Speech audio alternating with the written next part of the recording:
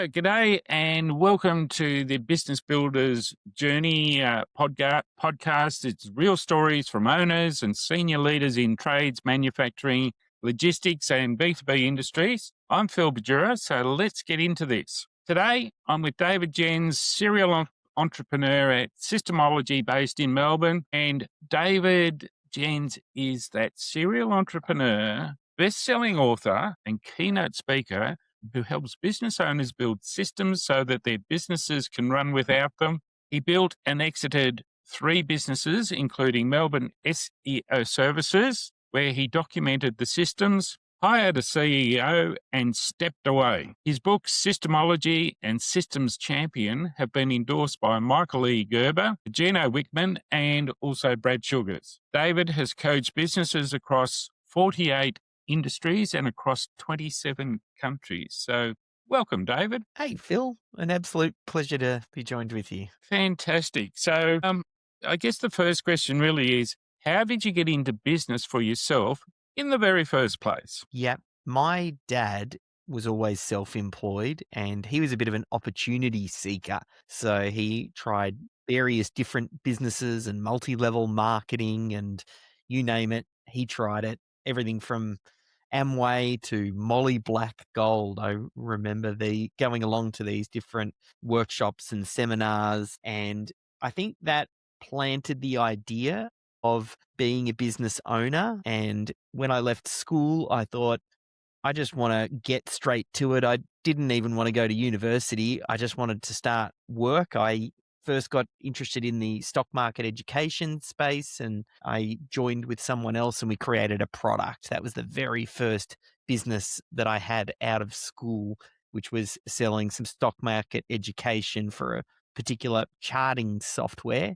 And that's how I got my start. Fantastic. So when you think about those days back then, David, what problem were you solving when you first started that business? Back then, initially, like that very first business our clients were struggling to use a piece of software. So, and it was clear to me, like I was doing some work with some people in the space and people who wanted to trade the stock market. And I found using the software easy. It came naturally to me, but then it just popped up as this recurring problem that people were having trouble using it. And I thought, I've got something here. How can I bottle that? And we turned our solution into a home study guide to help people solve that problem for themselves. Fantastic. So from there, you then went into another venture, then another venture. Yes.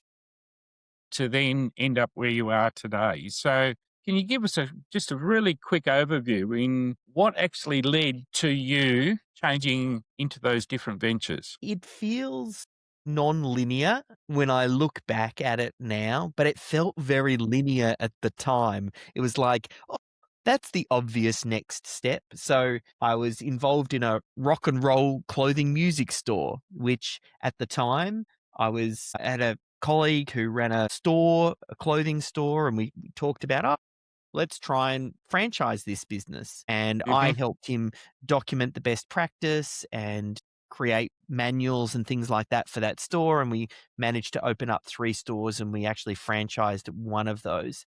And that was kind of some of my early, like when I say rock and roll clothing, well, that seems worlds apart.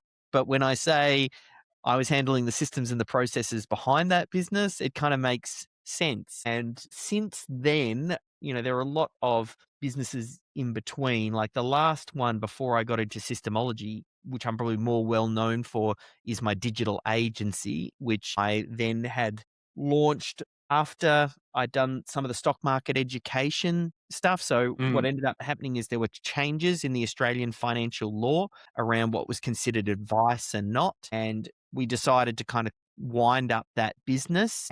But I had the team. They were all trained up. We were marketing these products. And then I steered that into digital marketing. So again, just another example of it felt like the logical next step. But when I start to string it together, there's a story of selling the MCG. There's the stock market education. There's a rock and roll clothing music store. There's a digital agency. There's the systems and processes that I focus on now. They seem disconnected, but there's a common thread of systems and process all the way through. Yeah. So it seems to me, David, that systems and documenting and process mapping, the way things get done, what was the initial driver that's sort of led you down that path? I think before my dad started chasing these opportunities, he was a systems engineer. So that was his job. And I remember the first process or system that I ever saw was a system that my dad designed for my brother and I. So he designed a thing called the sheet, and we would earn pocket money by doing chores around the house. And all Yep. of those points would get added up and it would determine how much pocket money we've got. And I almost feel like that was some very early programming to process that must have steered or shaped me. And it's always made sense. Like for me, solving a problem, capturing that problem in a process or a checklist, and then reusing that to solve the same problem in future, it just makes sense for me. Yes. Yeah, absolutely. And so when you think about introducing and implementing those types of systems into the businesses that you have, what's been the biggest impact? What's been the biggest outcome that you've actually seen happen? I guess not only with the business itself, but with the team, financially. How's all of that sort of come together and impacted the way that you do business? I definitely feel that applying it to my own business first and getting some tremendous outcomes, and then probably more recently over the past 10 years or so, then seeing it applied in different businesses has just only made my resolve stronger because I've looked inside hundreds of businesses, like literally under the hood, and see the difference between systems driven businesses and those without. And it's night and day difference. A systems driven business runs with better predictability, less key person dependency, more consistency, reduced errors, so they run more efficient, they're more valuable. Often all of these triggers mean that the business owner experiences less chaos. The business is more scalable. I mean, for me personally, I was able to take 3 businesses through to exit, and they started from me starting it from scratch, building it up, Mm. systemizing it, swapping myself out, and then selling it. And I've done that 3 times. And then working with many of the clients, I mean, the outcomes have been, really whatever the business owner comes to me with, systems helps them get there faster. Some business owners Mm. are, Yep. I need a holiday. Some are, I'm looking for an exit. Some are, I just want to scale quicker. And some of them, even these days, is, hey, I want to leverage AI more. And we always start with process because that helps everything move more quickly and more smoothly. Yeah. Yeah. No, very, very sound advice. So, what was one of the earliest mistakes that you would never repeat again Yeah. that you identified? Well, it was in that last digital agency because all of the businesses that I'd run before that, I did run them very systems driven and we had checklist and process. But when I got to the digital agency, for some reason, I thought this business is different. I thought it's moving too quickly. Google's always updating their algorithm. Why should I write a system if it's just going to get updated? I thought my team's too creative. We're writing articles and making videos, and you can't systemize creativity. I thought my team isn't going to follow the process because they're so creative. I had, for some reason, this strange baggage. Even though I knew better, it got introduced into that business. And I look back now and go, wow, that held me in that business as almost like golden handcuffs for the better part of 10 years. And I look back now just thinking, what could I have built if I'd stuck the course with the process? Mm. But it's also given me the resolve now to have so much confidence because I've seen not only in other businesses, but I've experienced firsthand how you really can get chained to your business without these processes in place. Yeah. And by recognizing that, what impact has that had on you and also on the business? Well, that was really the turning point and birth of Systemology. I had Hmm. the digital agency. I found out we were pregnant. That was one of the really big turning points. And I thought, oh, I don't want to be that dad who's always too busy. I want to make sure this works without me. That set me on my course and path to rediscover process and develop the systemology method. And then shortly after that, it was almost like divine intervention. That's when I had Michael Gerber's wife reach out on the other side of the world. Now, for those of you who don't know, he's a bit of a legend, the godfather in my world when it comes to business systems. I know Brad Sugars did some training with him early on and had a big impact on Brad's work. So his reach is immense. And I had his wife reach out and I got to work on a dream project with Michael. And So, sorry if I can just interrupt here for a second, David. For anybody listening to this, Michael E. Gerber is the author of The E-Myth. It's one of yes, those, I guess, solid business books that will last for lifetimes. So, sorry to interrupt there, yeah, David.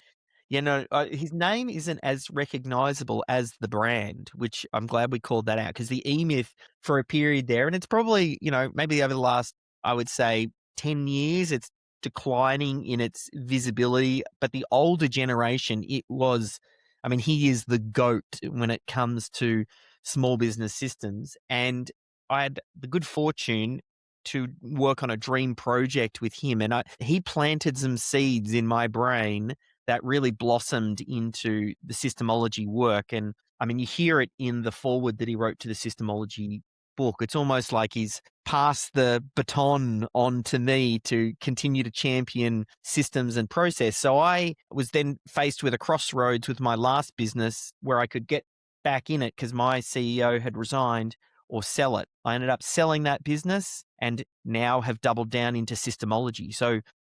But it all happened like a series of fortuitous events, one after the other, that felt pretty quickly that's now shaped the way I think about business, the decisions I've made, and ultimately the business that we build. I believe we need to be the best example of what it is that we teach. So Yes. that means, every day I'm getting into the systems gym and I'm working my systems muscle because I think it is a superpower in business. Absolutely. And, really applaud you for the journey that you've actually taken through that, all of those different processes. So tell us about a tough patch on your journey, and then how did you actually deal with it? Yeah. A tough patch would have happened maybe about 18 months ago. And it happened when ChatGPT rolled out, where Hmm.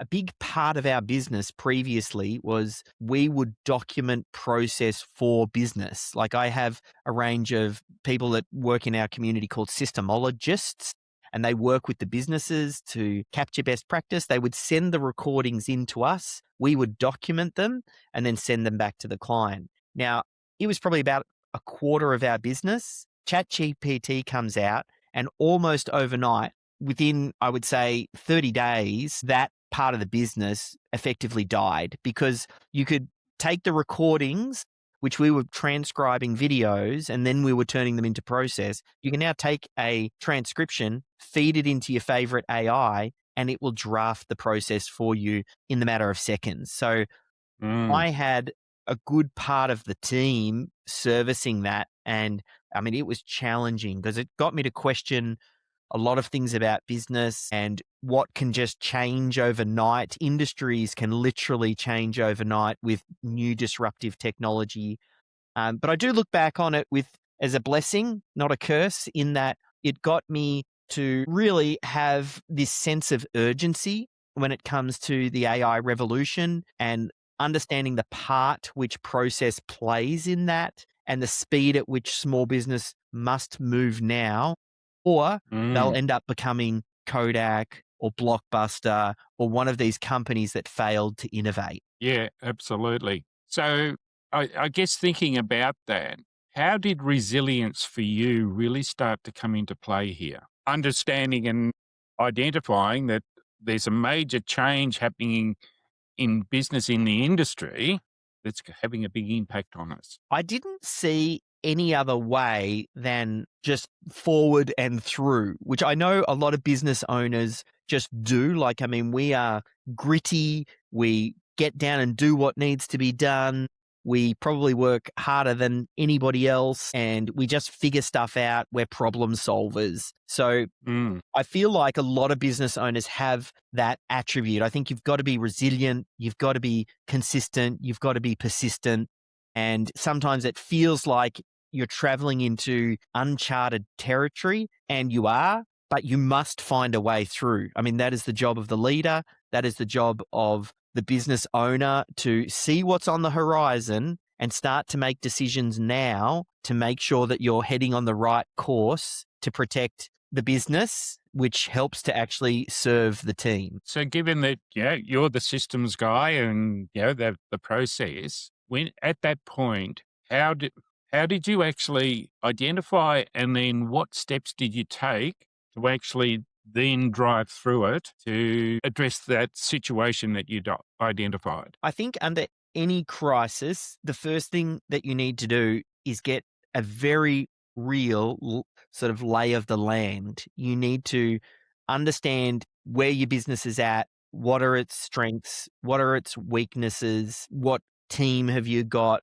what are the opportunities, so you can then start to do some analysis and think through, well, like for me, oftentimes it's what parts of the business are already working, and double down on strength, not double down on weakness. So Yes. identifying, okay, well, there's some disruption over there, but you know what? Our System Hub software is still a very strong, stable part of the business. What can we do to double down on that part of the business, and trying to think about defensible moves, as in thinking, how do we make what we're offering unique in the marketplace that can't, how do we build a moat around us? And that's, where SYSTEMology and System Hub, I put them together. It's software, it's training, it's an ecosystem, it's a community.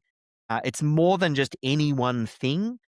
So I think through that. I think about what the market wants. And then once we get a bit of a line of sight, then I've got my operations lady. We then have a bit of a talk through and make sure that, she stress tests or pressure tests my thinking. And then we go, great, this is what we're doing, and we march forward. Fantastic, David, and really good advice there. Now, so in terms of, say, let's call it management and leadership, tell us a little bit about the rhythms that you actually have with your team, in terms of, daily huddles, maybe your ops meetings, your one-to-ones. What's the processes that you believe are really important that serve you and the business in the best way? Yeah.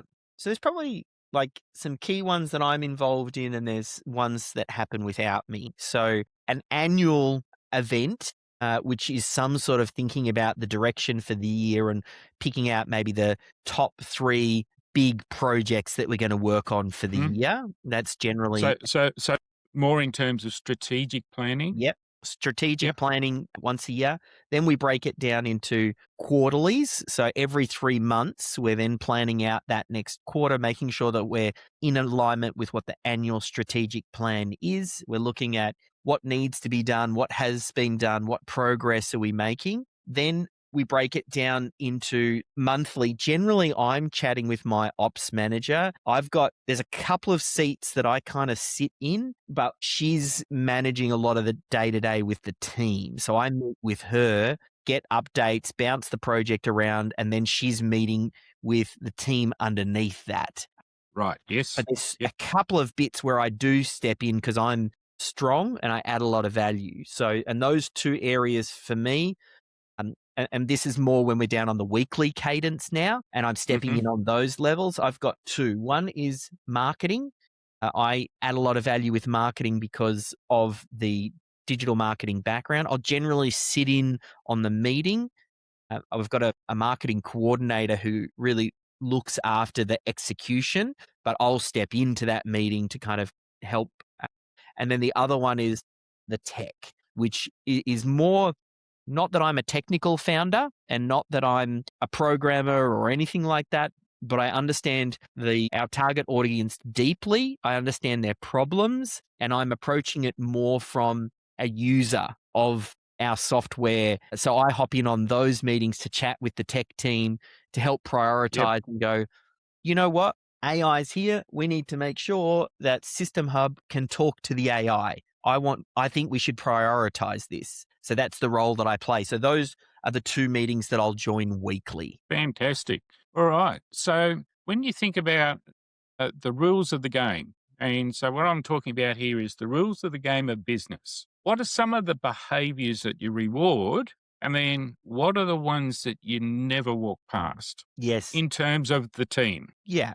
We have obviously our company values, and there's a few things at any point in time where we're like, oh, we're putting a real focus on this. So some of the focuses that we've had recently, one is really hunting out and improving the way that we do things. Like this whole AI revolution has meant that there's a lot of opportunities for automation and streamlining of certain internal processes where we're literally just copying and pasting data from one application to a spreadsheet or any sort of data entry stuff. We're constantly trying to tell the team it's part of your job to seek out inefficient processes or tasks that just need to be deleted, and at varying levels, like some of the team, we don't want robots, even though we're process driven, we want them to think. So Yes. why am I doing this task? What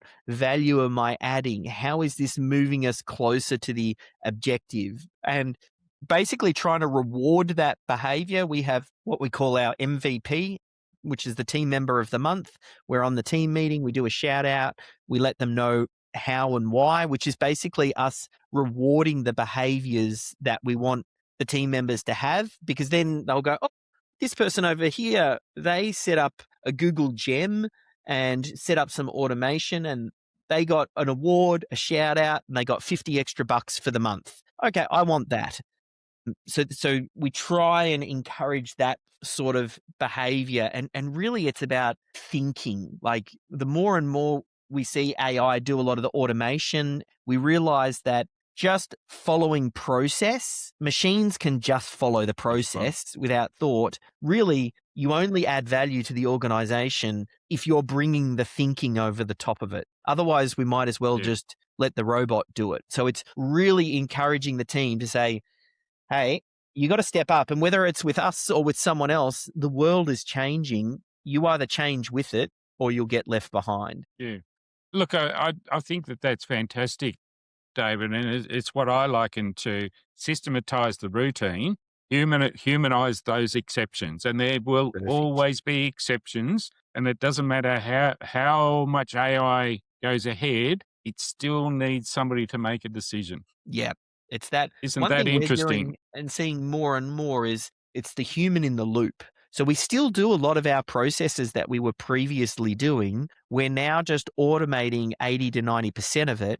And then the job of the human is to then just oversee, double check the final step, make sure it all looks good. And by doing that, it means the team member almost becomes more of a project manager and a supervisor than they are, doing the work. Yeah. So how do you attract and grow talent in a tight market? Good question.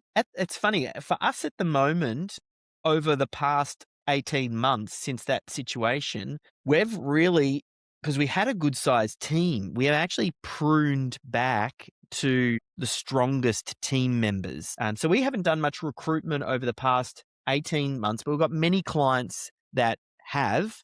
And I mean, there's a range of things that need to happen to recruit great people in a tight market. You need to think about, well, who is a great team member? So you need to be clear on your values, clear on the position that they're going to be filling and the tasks that they've been doing. So that way you can effectively magnetize all of your marketing to attract that talent in and make sure that they go, that's somewhere that I want to work. And then obviously the recruitment process is key. Great A-player team members actually enjoy and appreciate a good recruitment process. They come out the other side and go, wow, this is an organization that chose me and that cares who's on the team. So important.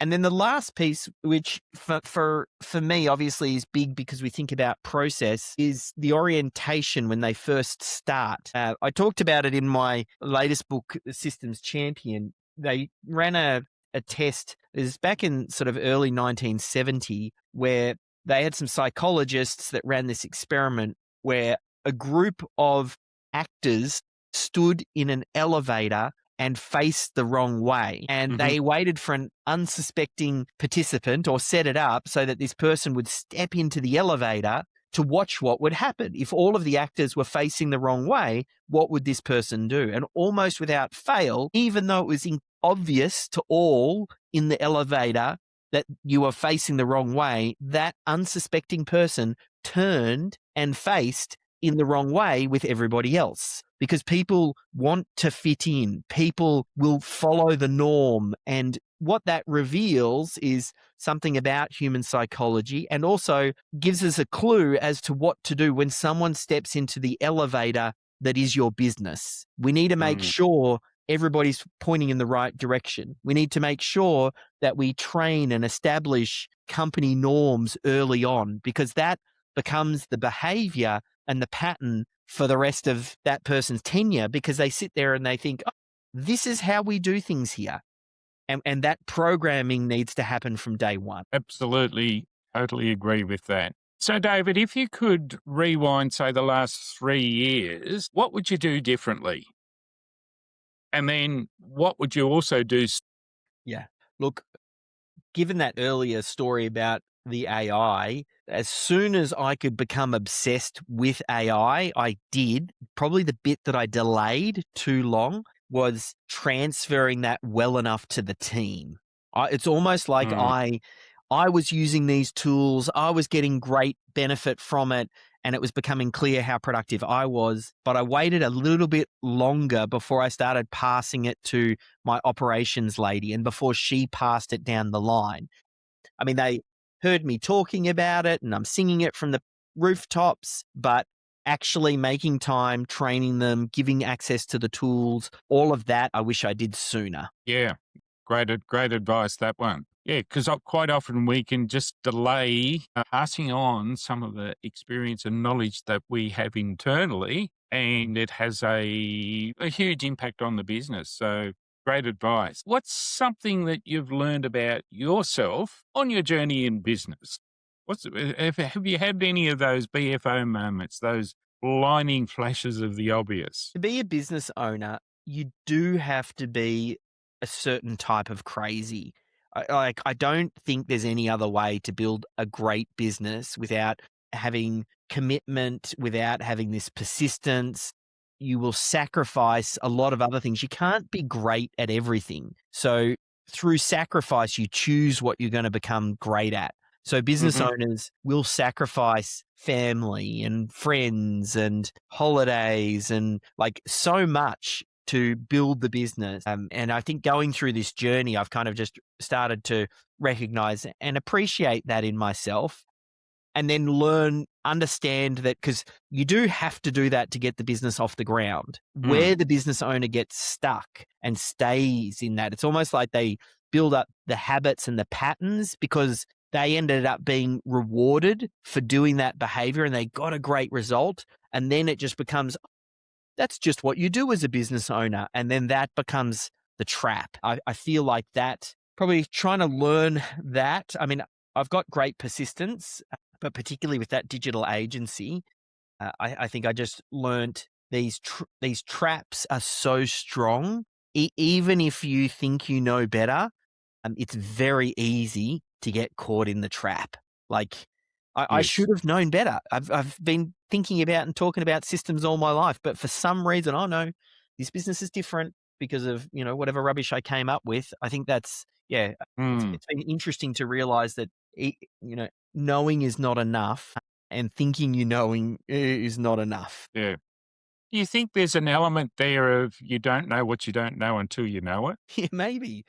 I know, because I early on went and did his billionaire in training and, come in and out of Brad's world. I mean, he talks a lot about this be, do, and have. And it really is the being part as airy-fairy and motivational and self-development as it sounds. Like, it all starts here, and you've got to be that person. Then that will get you to do the action, which will then get you to have the outcome. So it's Yeah, it's and I learned that years ago. And again, it's just intellectual though. You just hearing it and knowing it is not being it. absolutely. Yeah. And second last question is, what words of wisdom would you pass on to anyone considering going into business for themselves, David? I think the master skill of business is process development.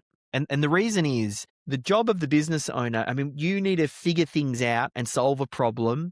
And that's all you ever do. You solve problems. The key is if you can capture the solution to that problem and then make it transferable, that allows you to let it go and then just move on to the next problem. So I Mm-hmm. feel like process development is the master skill. Like, you can learn how to do the technical work, you can be on the tools, you can be great at delivery, but that is a trap because you will forever deliver. So you Yeah. do need to learn and master the master skill, which is systems development. Yeah, absolutely. And I guess what I liken this to, and I see it happen so often in business myself, is that, sometimes the owner becomes adept at fixing the symptom, not fixing the root cause. And, I think what you've just outlined is that process development is the Yeah. fixing the root cause. Yeah. Yes. And then finally, David, what does the future look like for you? And what do you see as being the main challenges that your industry is going to face going forward? The future for me, I can see AI in that future. It's the same challenge that I think every industry is going to face, which is industries are getting completely turned on their head, and you're having new business owners coming into your industry, and some of them are coming from like ground zero. They don't have all of the legacy behaviors or infrastructure or, you know, things that are holding you down. I mean, for better or for worse, they might be a moat that makes it hard for people to get into your industry. But a lot of these moats are getting eroded with AI, and someone's going to come in and out innovate you and use some of these new technologies, and you won't be able to compete unless you have started using these technologies. So for me, it's constant reinvention right now, which is tiring. I mean, reinvention is tiring, but it's also not very often. In fact, this will be the technology that rewrites the way that business is done. And the impact will be larger than the internet. Mm, And when probably I'm not going to see another one of these roll out in my lifetime. So I think really now is the time to be pulling out all of the stops and I've, for all the promises of AI, letting me go lie on the beaches of the world, I've probably not worked harder in the past 18 months than I can remember in business for a very long time. We're getting a truckload more done, but now is the time to put in the work because the writing is on the wall, and either you're putting in the work or your competitors are. absolutely. Yeah. Sound advice there.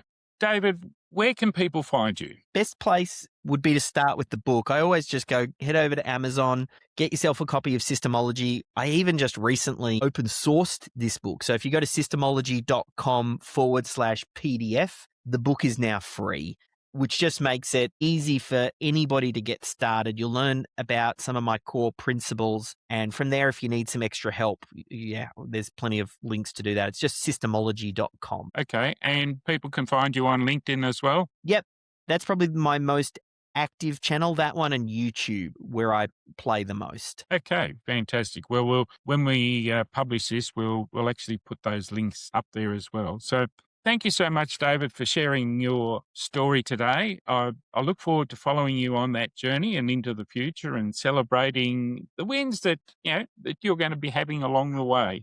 If you're a business owner with a business story that resonates with this podcast and you'd like to be on the show, please reach out to us. I'm Phil Badura, turning business dreams into reality. See you on the next episode.